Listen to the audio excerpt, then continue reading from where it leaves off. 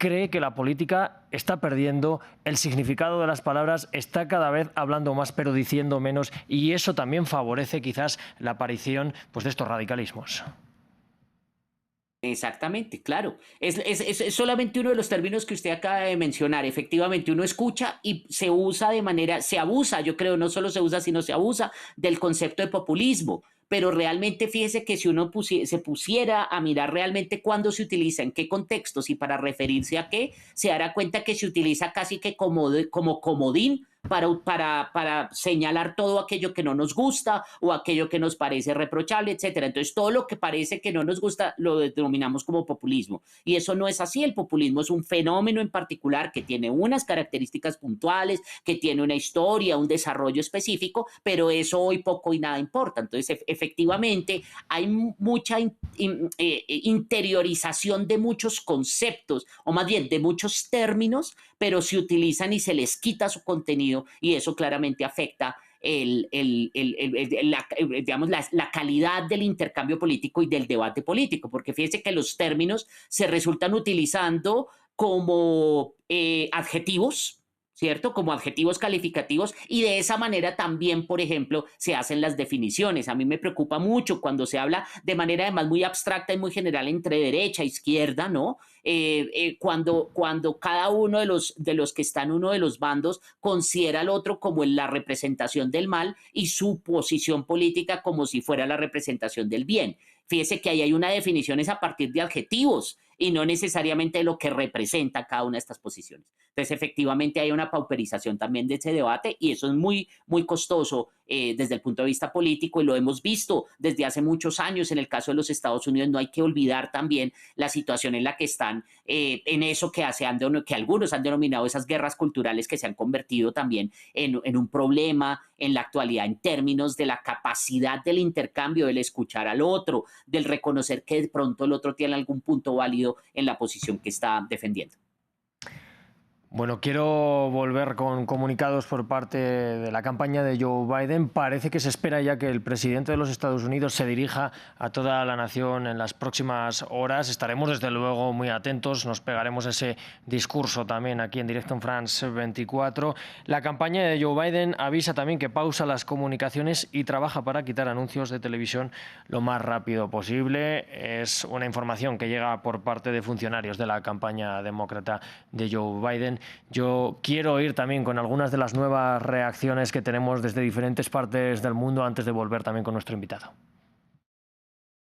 Me han informado del tiroteo en el mitin de Donald Trump en Pensilvania. Me alegra saber que está a salvo y que se encuentra bien. Estoy rezando por él y su familia y por todos los que están en el mitin, mientras esperamos más información. Jill y yo estamos agradecidos al servicio secreto por ponerle a salvo. No hay lugar para este tipo de violencia en Estados Unidos. Nuestra solidaridad con el mayor líder mundial del momento. Esperamos su pronta recuperación. Nos vemos en la inauguración. El camino de la violencia no es el camino de la democracia. Lamento y condeno el atentado sufrido por el candidato Trump en Estados Unidos y espero su pronta recuperación. Mis pensamientos y oraciones están con el presidente Donald Trump en estas horas oscuras.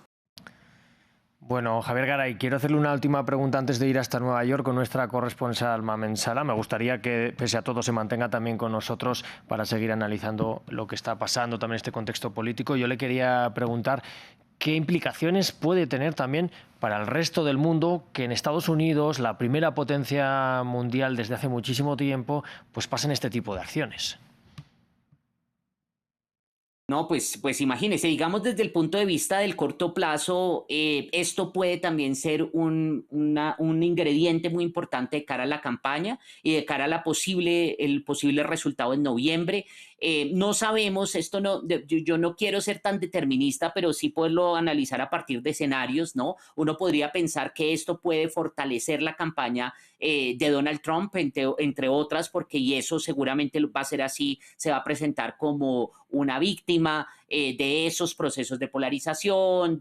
Por ahí antes de que yo comenzara a tener esta conversación con ustedes mencionaban algo de cómo ya se estaba, por ejemplo, acusando al servicio secreto. Bueno, seguramente va a haber ahí una utilización, una instrumentalización de esto que acaba de suceder para beneficiar al candidato, y eso podría pues ayudarlo aún más de cara a las elecciones, y eso pues claramente va a tener incidencia en el ámbito internacional, en materia de política exterior, en materia de la visión que pueda tener Donald Trump en el ámbito global. Ya hemos hablado del papel, por ejemplo, de la OTAN, ya hemos hablado del papel también del ámbito multilateral, es decir, del papel que va a tener Estados Unidos en Naciones Unidas, en los acuerdos, por ejemplo, ambientales, en el tema de transición energética. Entonces, fíjese que son muchos temas y esto solamente de corto plazo.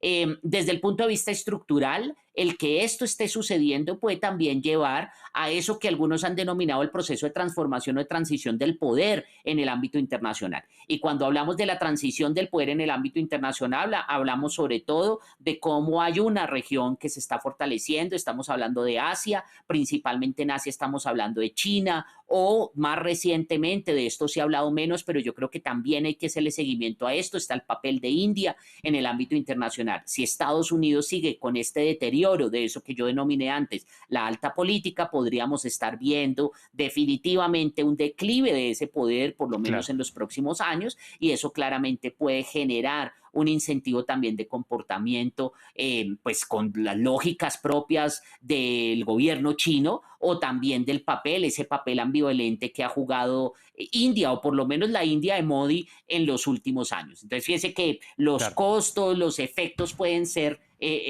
multidimensionales.